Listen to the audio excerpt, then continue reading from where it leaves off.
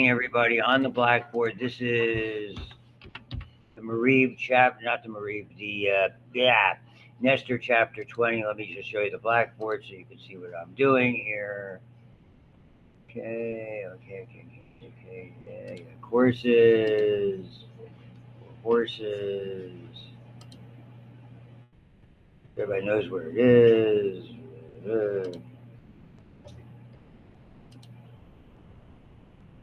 Pop down unit 3. So that is not the Cowan chapter. Oh, it is not on there. Oh, really? Well, shut the front door.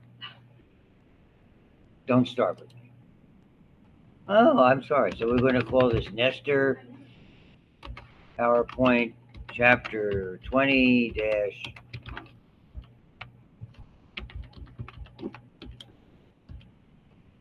It's more than just antibiotics. Ruh-roh. But I just messed that up, didn't I? Very hard to do it on this particular. It just doesn't look the same in my other file. So it'll be this chapter 20 lecture PowerPoint. Voila. It shouldn't take a load. Here we go. Oh, I end up loading it. So this, we just delete that.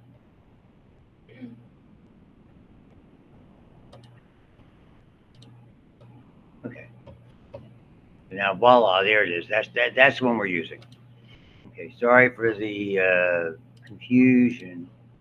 And yeah, we're recording, so that cost us 3 minutes of valuable time.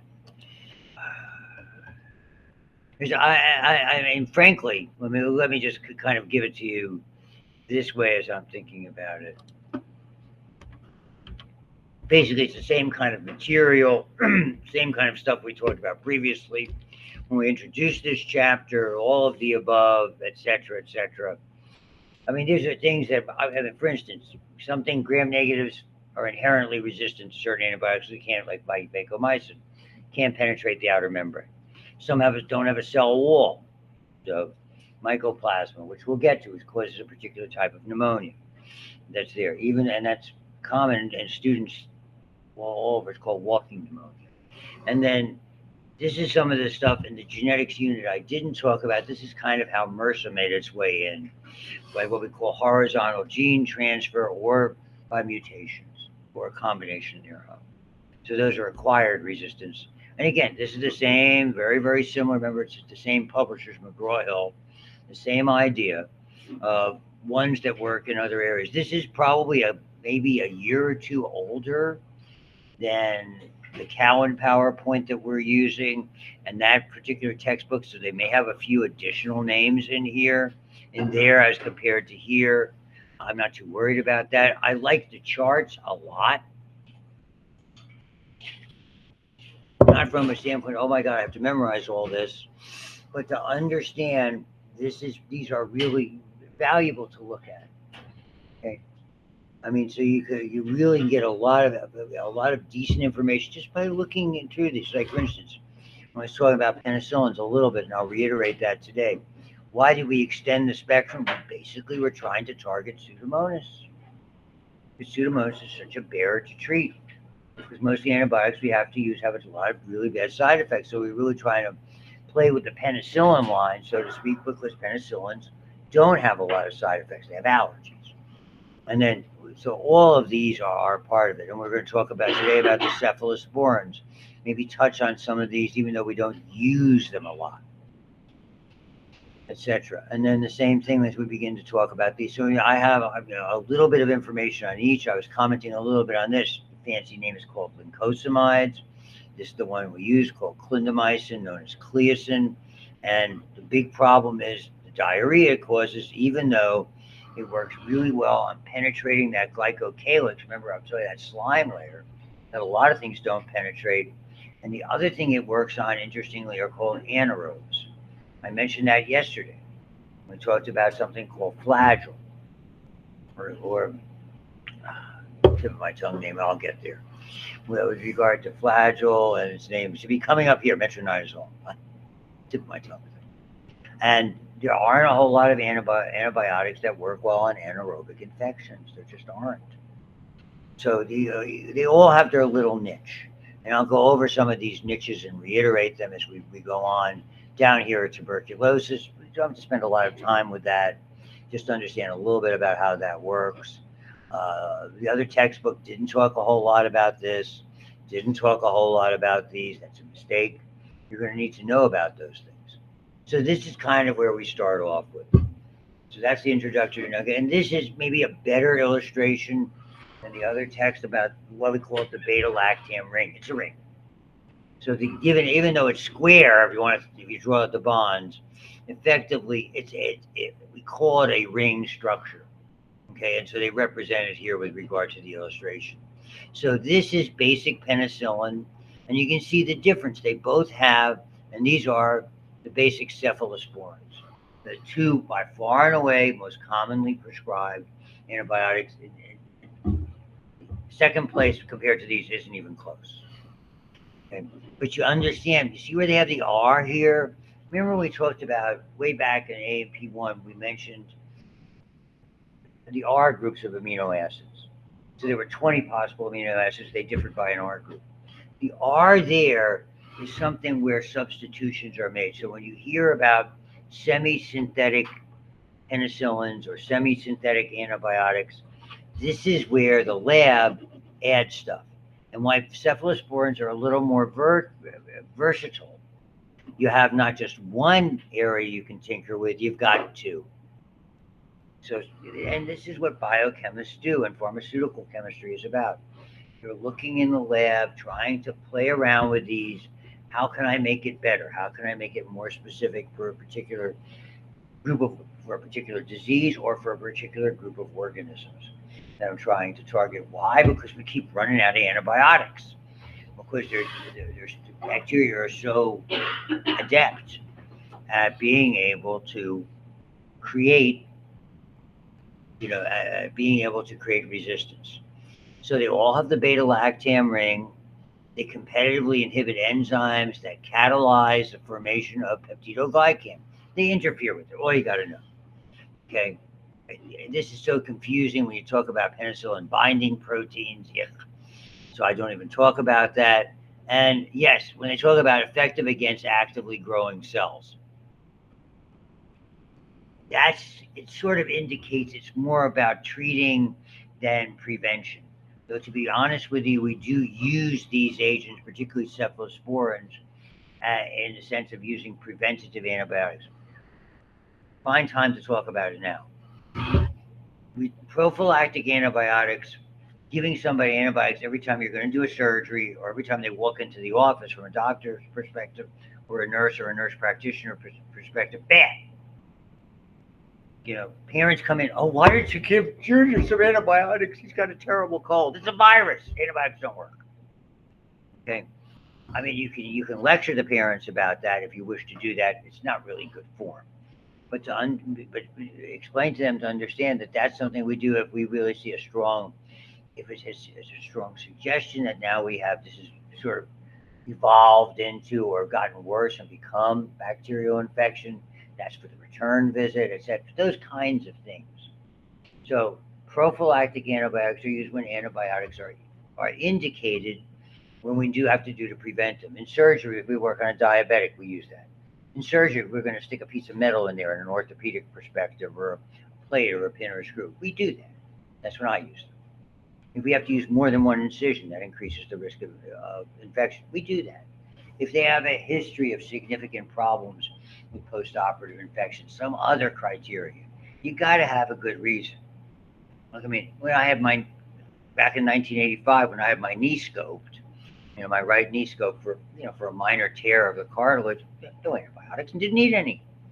Nor should I have got. It would have been bad form to give them.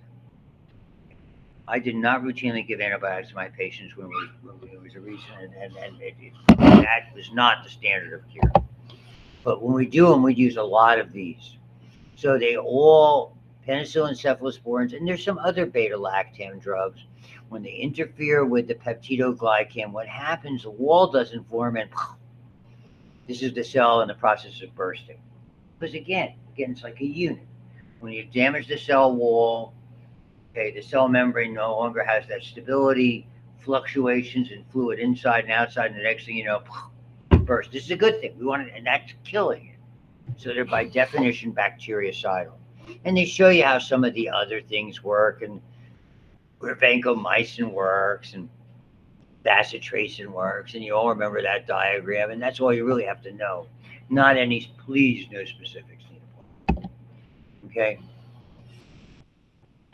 Peptidoglycan of gram-positive is exposed. The outer membrane of the gram-negative blocks it. There's a lot of other differences between gram-positives and gram-negatives, and between aerobes and anaerobes. We don't have to get into that. Again, ignore that PP. That's just basically where they bind. So I don't want to get into this penicillin binding, because they name them for the antibiotic or the category of antibiotics. Very confusing. This is what I started to talk about a little bit, and it probably was inherently because I usually have to explain it 2 or 3 times. Penicillinase. Staphylococcus aureus, the one the vast majority of infections produces something called, which is really in this category of beta-lactamases, specifically targeting penicillin. It's called penicillinase. A lot of other, so beta-lactamases, are fighting, these enzymes. This is bacteria's defense, beta-lactamase.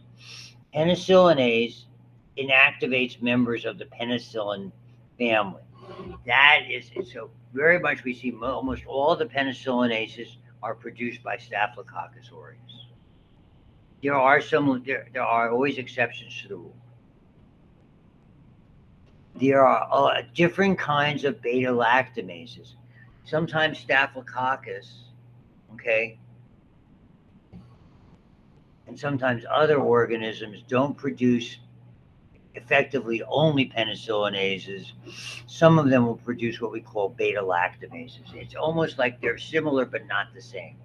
They have a similar sounding name. They fight against enzymes that are going to attack the beta-lactam ring. So, and it's one of the things when you're in lab. Did you measure your Terry Bowers yesterday? Okay. So as I said to you before, typically you'll test for methicillin, and you'll test for, basically you're going to look for beta-lactamase producing, and you're going to look for penicillinase producing organisms. When you look at the specifics of each of the antibiotics, there's nothing I would or you would have been expected to go into lab. But that's what we do in the laboratory. And the report will come out. This is a beta-lactamase producer. This is a penicillinase producer. Choose the appropriate antibiotic, and that's, labs are like that. You want to make sure everybody makes the correct decision. That. So beta-lactamase, remember we talked about extended spectrum with regard to penicillins. This is targeting really resistant gram-negatives, and these ESBLs are a real pain in the neck. So extended spectrum beta-lactamase producing are where we're seeing this category of what we call superbugs. Ones where we really have very, very limited antibiotics, and sometimes, and a couple we have not found one. Thankfully, there have not been infections of people. They're mostly in the laboratory at this point in time. So gram-negatives produce a much more extensive array. It's a good point, of these beta-lactamases. Gram-positives are more often some beta-lactamases and some penicillinases. I don't want to spend an inordinate amount of time because I don't have really extensive questions about that. The big player with this, what I pointed out before, we have why we can deal with beta-lactamases. We have a beta-lactamase inhibitor. So the beta-lactamase inhibitor, which they technically, and I do not think it is, classified as an antibiotic. It's called flavulanic acid. And again, they add that because it blocks the beta-lactamase ability, and they add that to amoxicillin. Glad this is the second time I'm writing it. It's on the test.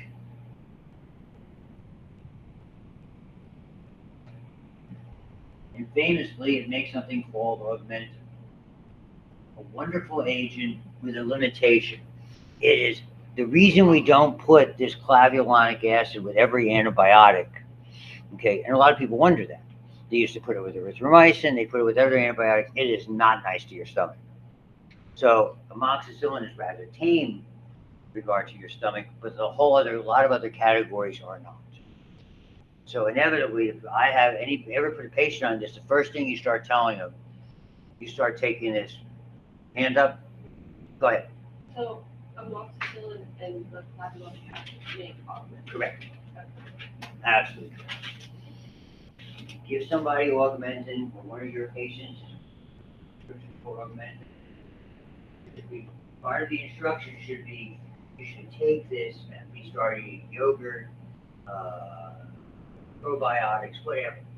Because 7 to 10, within typically it's a 7 to 10 day course. By about halfway through it, they're going to start having diarrhea. Problem with my middle one just got an antibiotic. And I said, how you doing? 2 days later, he goes, I'm doing much better. I said, make sure you take it for the whole course. That's the big problem. If it bothers people, they stop taking it. So you've got to do a little, sort of deal with the problem before they sense it is one. Make them aware of what they have to do to avoid the problem. So there's probiotics, if they like cottage cheese, if they like anything like that. Yogurt to me works just plain yogurt. Works just fine.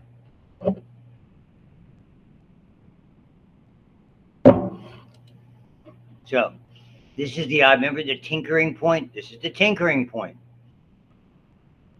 So what happened initially when penicillin was discovered?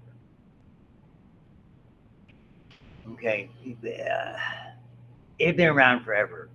And it was identified, and the doctor who identified it named Fleming, I hate to say it was a hack. You would have failed lab. He was plating out Staphylococcus aureus in the days before elaborate incubators. He left it on his desk. And mold from the air settled on the plate.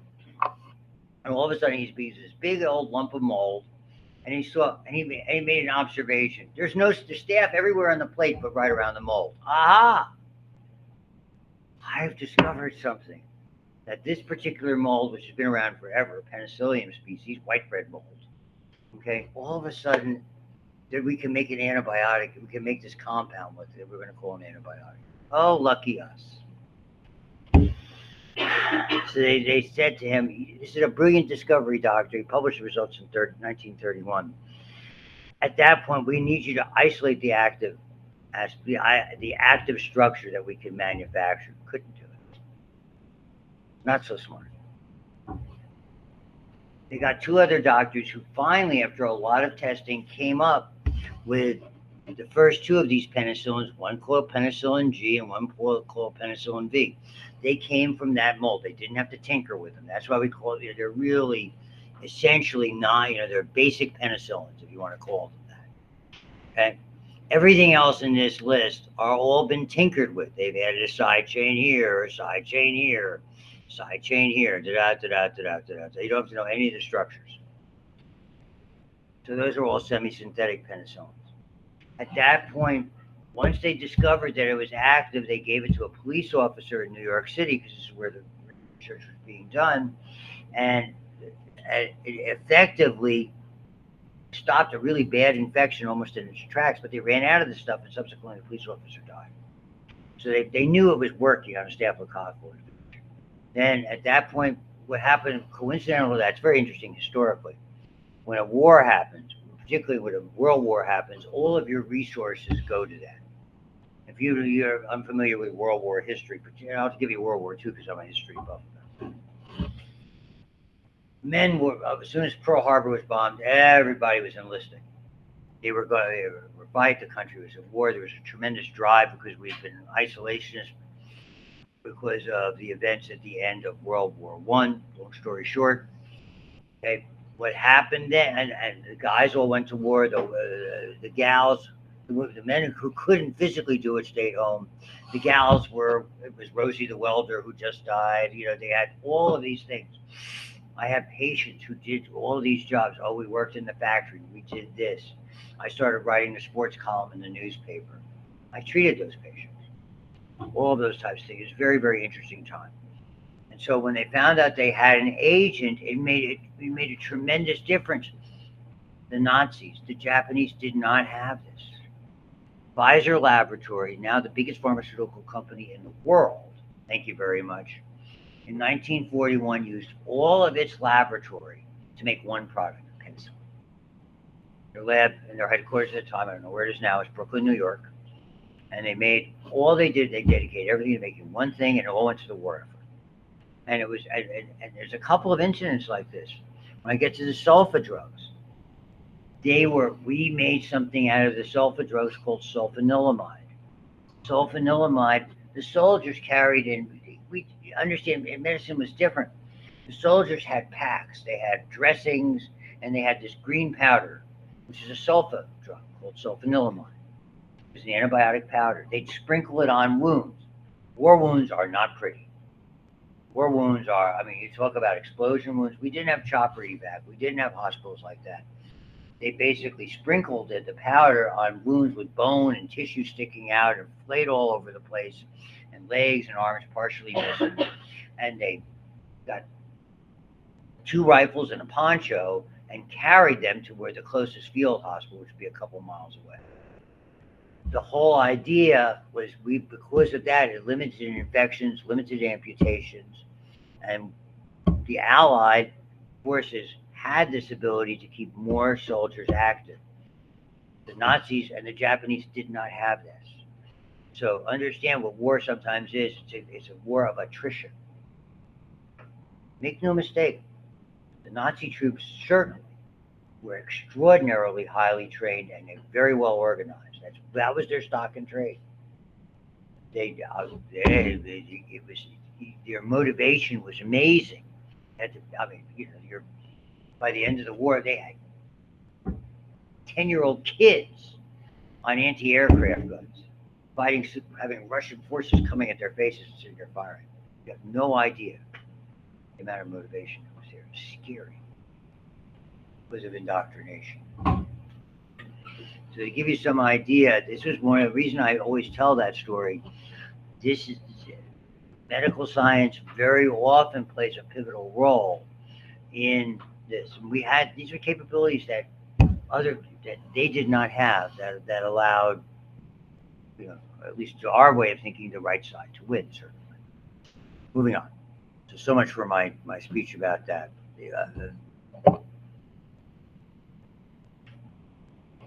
So now, because of that, penicillin Staphylococcus aureus evolved. They started to form what are called penicillinase producing Staphylococcus aureus. So at that point, we had problems with regard to this. And so over time, they began to develop, as I talked about last time, they came up with methicillin to fight those Staph aureus that produce penicillinase. It was efficient, but not active orally. The cloxacillin family, there was oxacillin, diclox, cloxacillin. They were very, very popular in the early 70s, late 60s and early 70s. We started to see the onset of resistant staphylococcal organisms. And then, some were now able to produce altered binding sites to which these beta-lactam drugs did not bind. And that was the onset of MRSA, or methicillin resistant. It evolved again. In the hospital, if it's a staphylococcal infection, 70% of them are MRSA or its cousin, MRSA, because you work with in the lab, Staphylococcus epidermidis already, correct? It's on all of our skin all the time. It doesn't make it less of a problem because some strains are methicillin resistant, and if it's a compromised hope, sick people in the hospital read that. Big trouble. They have an ulceration or a wound or a bed sore and it gets infected with that, just as hard to treat. If you ask some of the nurses who have experience with it, they go, well, that's a mercy infection. They use it, please have mercy on this patient. So understand that, and that's one of the ways we classify them. So all of this was the natural evolution without going crazy about the names. when I do the reviews and stuff like that, I'll specifically tell you what you need to remember and what you don't. I know. She'd probably be, that's, see, if Brooke was here, she'd be writing down, I have to nag him about this every other day. But we see she's taking the day off. Think maybe they had a warrant out for her from Fort Lauderdale.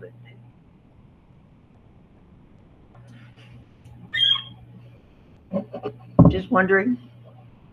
There's so much going on in northern Florida. Oh my God. There's like a stretch of like the Pensacola area. Like these, like there's like a whole bunch of beaches. Wild. That's a phenomenon my generation did not have. Oh, what we missed. So all the different things as we begin to move on, they changed it. It didn't work well on gram negatives, so we broadened the spectrum. That's what gave it. So the gram negatives, understand that gram negatives are not staphylococcus whatsoever. That's by definition gram positives. You already know that. So gram negative organisms were resistant inherently to penicillin, so they tinkered with it and they made ampicillin. And again, ampicillin wasn't very effective orally, so they made amoxicillin. More active and requiring less frequent doses. A great medicine. Still the problem is that, and here's the mistake students make. I'll ask you specifically this question. What's the drug of choice if you're allergic to penicillin? The answer is not amoxicillin. The answer is not methicillin. The answer is not augmentin. They are all related. The likelihood if you're allergic to penicillin, you're allergic to the whole family. Drug of choice is effectively erythromycin, which now we are frequently, when we take it, it's almost invariably in the form of the Z-Pack known as azithromycin. That is the drug of choice, the one you're supposed to use. And moreover, when they started to see these beta lactamases, which did decide to extend the spectrum specifically to target Pseudomonas. Okay. And then here's the one, penicillin plus the beta lactamase inhibitor, and that was the one we're talking about here. The most effective of those, by far and away, augmentin. When they added that beta lactamase inhibitor, the clavulanic acid, the digestive aspect of it created an immense amount of problems. Which brings us to why we use cephalosporins more than any other prescription. There's some good news and some bad here. So this is you don't have to know the name of the whole closely related group of streptomyces. You don't have to do that either. It's more resistant to beta lactamase. So on the plus side, better against beta lactamase. So it's inherently, because of that, better fighting beta lactamase as one. By inference, that means better against gram negatives also.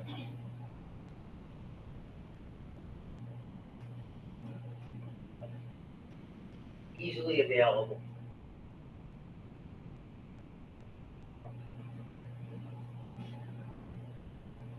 When it's better against gram negatives, that implies it's broader in spectrum. So this is why the most common first choice antibiotic, when someone comes in with an infection, is cephalosporin. It works against gram positives.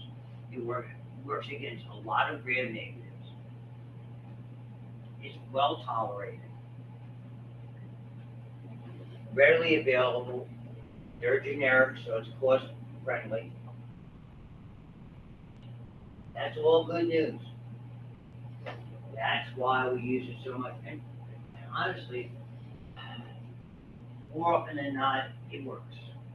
You get the culture back. What you were doing, that Curry Bauer test goes back to the physician's office or the nurse practitioner's office, whoever. Fortunately, it works. You don't have to change it, but you always have to let folks know that you might have to. Just the same way when I saw my son, I said, hey, because he gave them gave him a culture, and it was like, okay, I'm sure they told him the same thing wherever he went to the urgent care. Now wait a couple of days, and we'll make sure. Problem is this: there is a 10% cross reactivity with, we'll use PCN for penicillin allergy. They're allergic to penicillins. There's a 1 out of 10 shot. They're allergic to cephalosporins. That is bad odds in medicine. 10% chance that something could kill somebody because anaphylactic shock can occur is nothing you want to have. 1 in a million shot, what can work with? 1 in 10 shot, no good. So this is what I would do with my patients. That typically, the first thing you want to do, because they'll lie to you every time. I'm allergic to this, I'm allergic to that. Just tell me you're allergic to penicillin because it always makes sense. Find out what they have taken successfully in the past. If they don't recall it, that's why they have a chart. There's a whole lot of information that should be available particularly if you're at a major hospital. You can find out pharmaceutical records, you can find out all of that stuff. I would call up the doctor and say, I need to give this the best drug I can use is cephalosporin because it's allergic to penicillin, or she says that. And I remember having one conversation with a diabetologist. She goes, I've successfully given this gentleman, my favorite patient, Keflex. Really? Yeah, just keep an eye on it, make sure there's no other problems. Because you can take an antibiotic every day, have it prescribed to you over a lifetime, and all of a sudden become allergic to it. The immune system works that way. You can't, the first time you think you can predict it, you can't. Allergies can come about anytime. We do not know what governs those things. So, have a low affinity for, structure makes it resistant to beta-lactamases. Some have different affinity for gram-positives. We have different generations of them. Now we're into at least a 5th generation. And they're even creating ones. It does not mean they are drugs of choice for MRSA. They're not in that pecking order necessarily. The later generation ones are. So understand, MRSA is very, very specific in how we work on it. And when we get to ones that are like that, we'll talk more about that.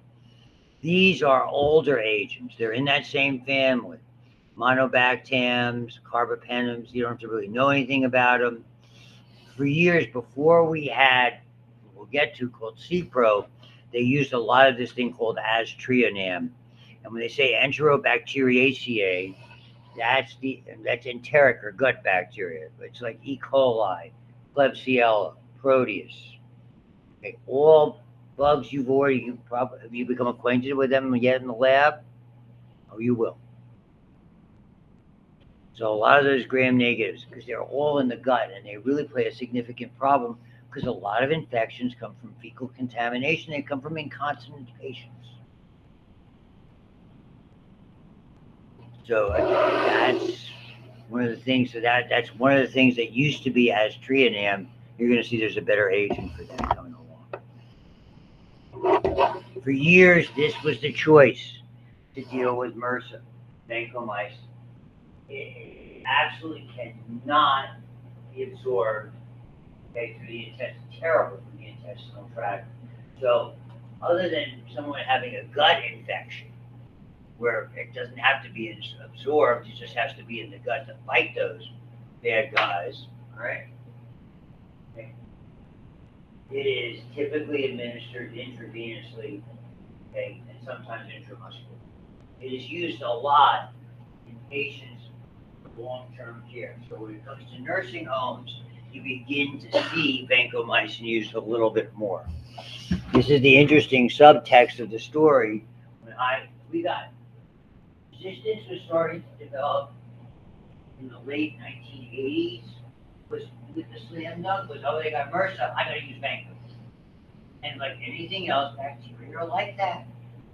What do? They started to develop resistance to it. Resistance probably came from a gut bacteria that became resistant to it, had plasmid that was transferred, one of those viral transfers. I elected not to go crazy about it. It's a lot of, you have enough information to absorb, you don't have to go into anything else. Here's the pecking order for MRSA. Down at the bottom, 1990, I'm working in the hospital where now I guess it's PPG Paints Arena. This used to be Central Medical Center. And the later St. Francis Central, I operated out there for 10 years. Sign this at all positions. We will not, the pharmacy will not, release your orders or acknowledge or accept your orders for vancomycin unless you document that you have tried other medication. Period. Read this, sign it. So vanco goes down at the bottom. It's become now an official drug of last resort. There's so much resistance. And you have to be very careful. You have to monitor levels of this with blood all the time. You're going to see the first choice of these has become, we call these combination sulfates, between the every napkins. Combination sulfate drugs. Okay. Those are folic acid inhibitors. They're very good. They're really not antibiotics. They're just telling you a little about one, that same family. Okay. That was there. So that's the one that they were carrying, that powder. Sulfanilamide powder with medical items.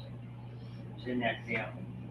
This has been around for a very long time. This is where Bactrim receptor commonly used for very standard, relatively easy to tolerate urinary tract infection, mostly less common. 2, the next one, what I was telling you about, clindamycin, alongside of it. And then after, again, because these are readily available, they're not expensive. Then you're going to see some of these newer, I'll just characterize as newer agents. We will get to those down the road. Okay. Let's put a star next to it. That's my pecking. Everybody's a little bit different. Physicians tend to use what they have been successful with, but at the very least, most hospitals are going to require that you treat them some type of documentation. And there's a difference. When we get to MRSA, there's 2 types. In the laboratory, we did identify them. We call them community acquired, which you are most likely to get. Not working in a hospital. As a student, a kid might get from gym class, or a wrestler on a mat, or a cheerleader on a mat. Those kinds of things. They get brush burn, it gets infected. MRSA runs around locker rooms and things like that. Community acquired MRSA, here's the acronym CA for it, versus hospital acquired.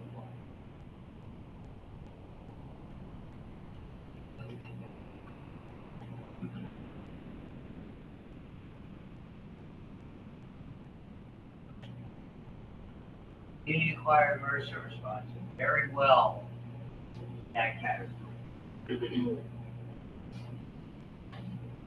Hospital ones are a bear to treat. And I guess since my day and age, a lot different. So, yes. Why are hospital acquired, why is hospital acquired so hard to treat? Pardon me? Is it the patients? Yeah, no, the hospitals themselves are to some extent breeding grounds. And typically the strains that survive in a hospital are much more resistant to antibiotics, would be the best way to describe it. The community ones don't see the problem. It's just physicians today, if you can do a surgery, most of them do them, they like to do them in outpatient centers. Even hospitals have their outpatient surgery facilities away from. They have a separate operating area. The amount of infections that we see in the hospital and the type of bugs, so to speak, the type of infecting agents within the hospital environment are much more severe. So my own short answer is I can't give you a specific answer. I don't know for sure. But typically, the ones that have been used in the hospital, those patients have been hit with, they're bombarded with antibiotics. And so they have genetically reproduced themselves to become more and more resistant. We forget how rapidly they reproduce. I mean, every 20 minutes you're getting another generation. And again, what's evolution? Descent with modification. That's why I mean we've effectively have evolved a species a couple of times in a matter of 80 years from when penicillin was introduced. It's kind of frightening. So that's part of it. So with gram-positives resistant, severe C. diff, there's better drugs for C. diff that we'll get to.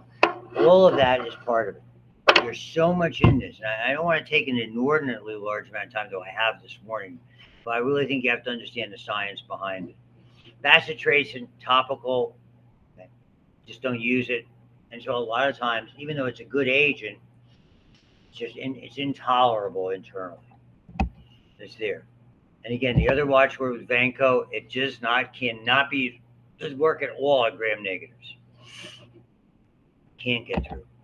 I mean, my wife used to, in the nursing home, they have so many people with MRSA, and they were doing Vanco levels. They were looking at Vanco peaks and troughs. So every other day they're doing blood tests on those. I mean, she wasn't as an LPN, but looking at the results, calling the doctors, how do we modify the dose, et cetera, et cetera. The next category, and this is where right when we finally get down here to these oxalidinones, hard for me to pronounce, when we start looking at those and streptogramins, they are that number 3 on the list. They're in that category. So number 2 on the list is lincosamides on the MRSA list, hit list, so to speak. Streptogramins and the oxazolidinones, I think that's the appropriate pronunciation. Thank God you don't have to know that. Okay. are probably 3rd on the list before we get to Vanco. The big problem with protein synthesis is side effects. Previously, it was about allergies. Okay? So differences between the prokaryotic and eukaryotic ribosome. The trouble is all our mitochondria are filled with 70S ribosomes. That's where the side effects come from. So, I mean, yeah, you have to phrase it as may account. And it doesn't mean there's not allergies. There's plenty of allergies. But a lot of them end in the name mycin. It doesn't mean you're allergic to all the mycins. I just hear that from patients. I just go back. It's just you want to cringe. And you can't do that. It's very inappropriate to look at a patient. You don't know what the F you're talking about. That would probably get you into trouble. I might say it now. So, aminoglycosides. After penicillin, the next agent that was discovered came from Streptomyces, a soil bacteria. Where penicillin was all about gram-positives, streptomycin was all about gram-negatives. It's bactericidal. It's one of the few ones in this category that is bactericidal. So you would think we would use it extensively, and they did. The trouble is that it had limitations. Generally ineffective. Again, anaerobic bacteria are hard to treat. I was telling you about a persnickety bacteria in the gut that may have been the source of vancomycin resistance. That's a friend. That's a similar agent. It's called enterococci. It's related to streptococci. That's typically in the gut, and as you can see, streptococci in general, okay, since they enter cells by an active transport process. You don't have to know that at all, but it had those limitations. So it requires a respiratory metabolism. Okay, yeah, you can use it with beta-lactams, okay? That'll help with it. We typically don't. The big problem was the toxicity. The 2 areas of toxicity is the last one we're going to talk about today, I'm sure, are these. One is ototoxicity, which means affects their hearing, and another significant one is renal, kidneys. It's hard to assess hearing, but it's something in an inpatient that you can notice it, particularly if they are not hearing impaired and and typically things like ringing in the ears, buzzing in the ears are clues.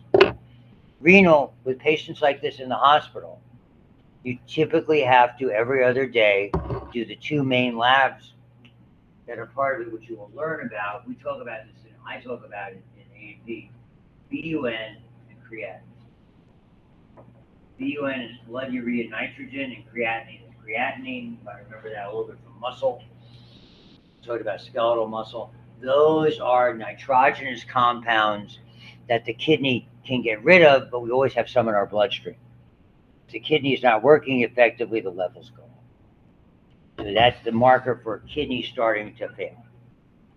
And there's a lot of medicines you have to watch out for. One of the big kidneys are real pain. We'll talk about this in anatomy and physiology. When things don't go well for the kidney, it has one way reacting, it shuts down.